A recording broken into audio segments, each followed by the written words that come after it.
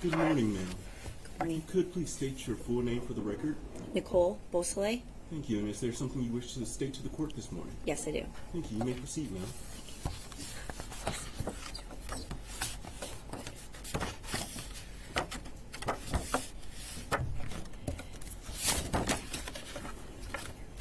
Thanks.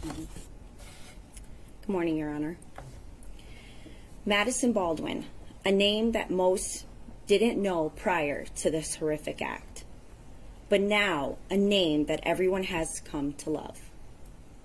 A name that has brought so much joy to the world. Your Honor, I know you haven't had the privilege to know her, only of what you've heard. She is an old soul, wiser beyond her years. At only 17, she has taught me more than I could ever thank her for.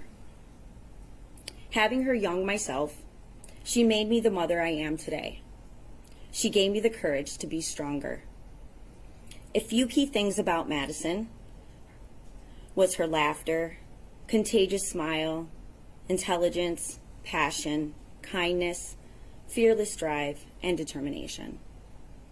She is a light when you need it most. When the world gets dark, she's the stars. That small beacon of light that is so far to see, but up close burns like wildfire. At times I catch myself missing these characteristics, worried that I might forget them, but then I realize she's here. Madisyn lives in all of us. Her legacy remains, her kindness continues, now and forever. She will always be the heartbeat of our family. On November 30th, 2021, is a day that has forever changed my life. It burns into my body like a cigarette burn. Enough to scar, but always a constant reminder. The day I found out that my daughter's life was taken. A life that was still so young and full of life. After that day, she became a statistic, a victim, a planned act of tragedy. How could my daughter be summarized in such intrusive manner?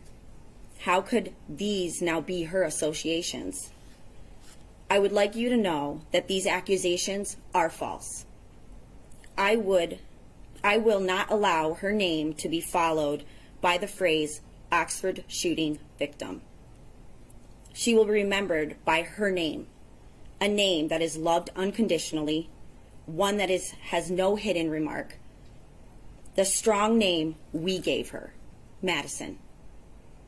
When I received word that the school was under attack, my daughter had already been gone for over an hour. This I didn't know while driving into a designated area pretty much on autopilot, waiting for the unknown.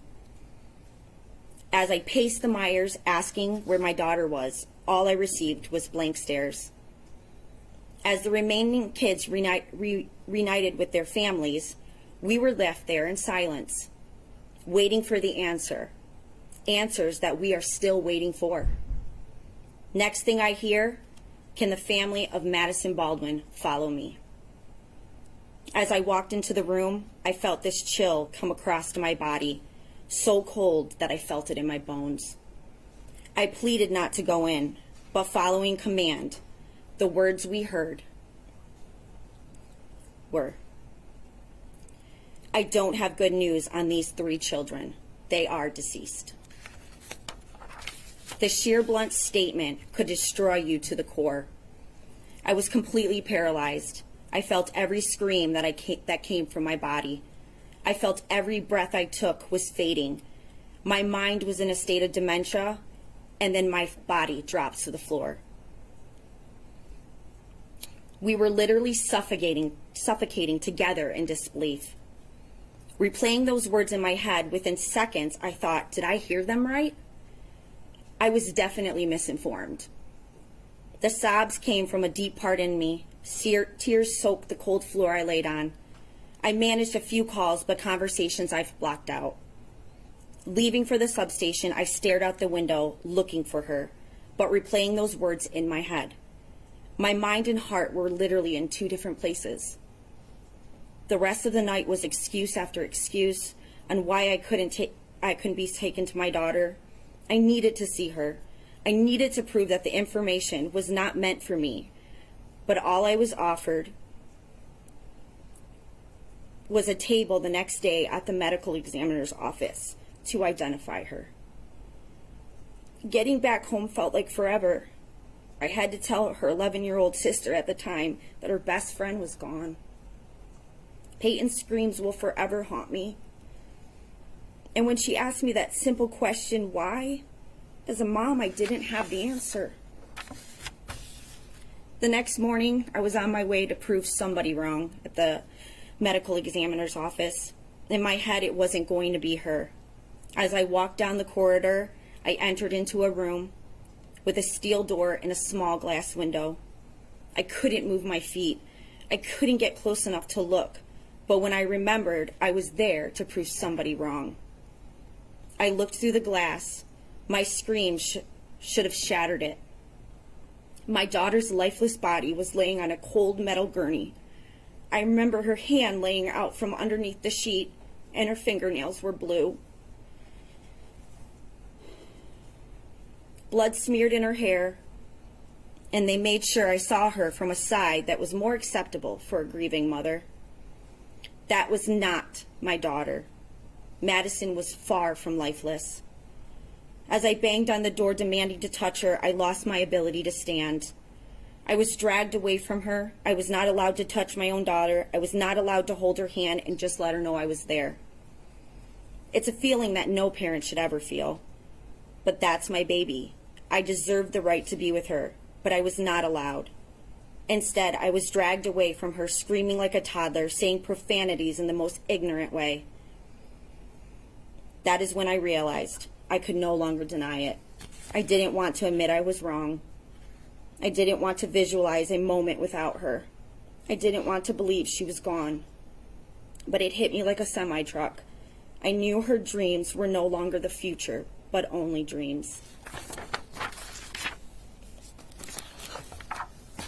Your Honor, I thank you for the dedication to this infuriating act.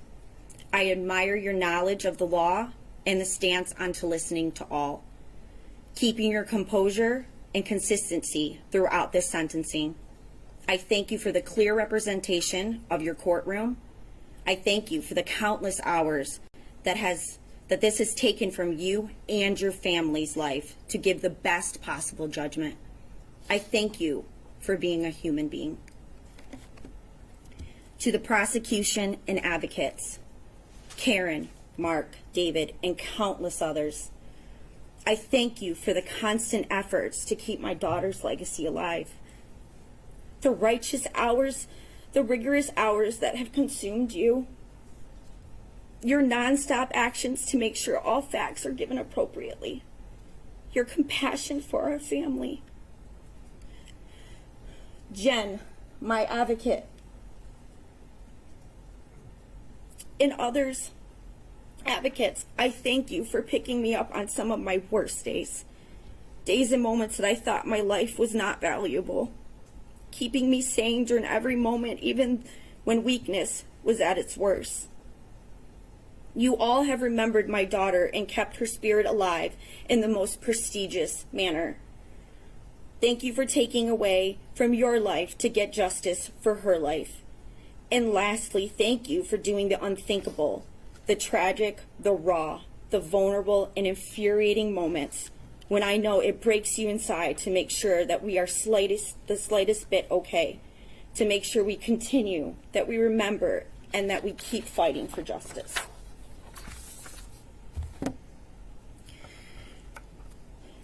To the waste that took my daughter's life, that name will never come out of my mouth. That life will cease to exist to me, and just like trash, it will be forgotten. So while the attention that he has been seeking for this horrendous crime, you will get no reaction from me. But again, this is the life he chose. If he really wanted to make a different outcome, he wouldn't continue to make the excuses he does now. The suffering will come when he least expects it. The regret will consume you as you sit alone with the only voices in your head. Guilt would eat away at your soul. This might not happen tomorrow, next year, or 10 years, but it will happen. As you get older, you will realize the path you've chosen, and it will haunt you. Just like the idol that you admire so much, both of you forgotten in the system. And when these emotions flood into your body like you're bleeding out, no one will be there to save you. No one will forgive you. Your hand will no longer be held as you claim insanity. Your outburst for attention will go unnoticed. No one will love you and no one will come. As I don't wish death upon you, that would be too easy. I hope the thoughts consume you and they replay over and over in your head. The thoughts won't stop. I'm sure you heard that paraphrase before. I hope the screams keep you up at night and they cause real hallucinations. You won't be able to write it on paper for the attention that you so badly seek. Those four walls become your home, suffocating in guilt. It will come, I promise you. I'm happy you decided not to be a coward that day and take your own life. I'd much rather you stick around to see what the life you have chosen for, what suffering really feels like, and that your significance is not above anyone else.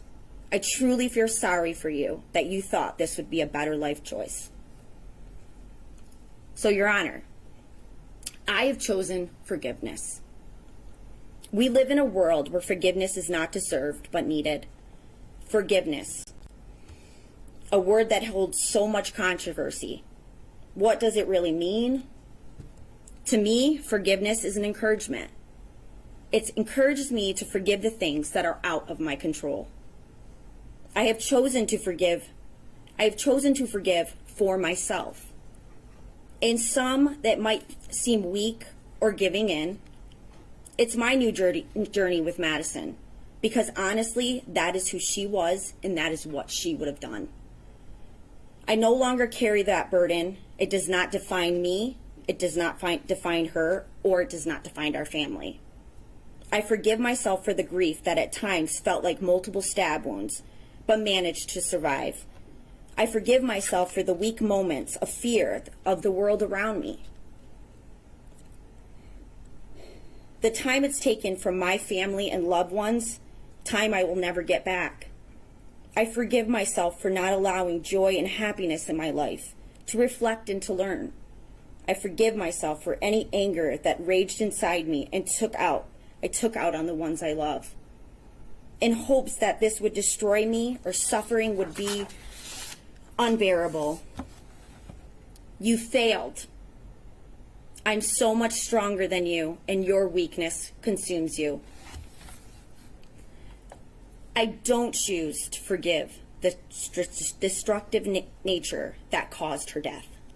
Forgiving is a choice. I choose not to forgive you for the choice you made. This is exactly what you wanted.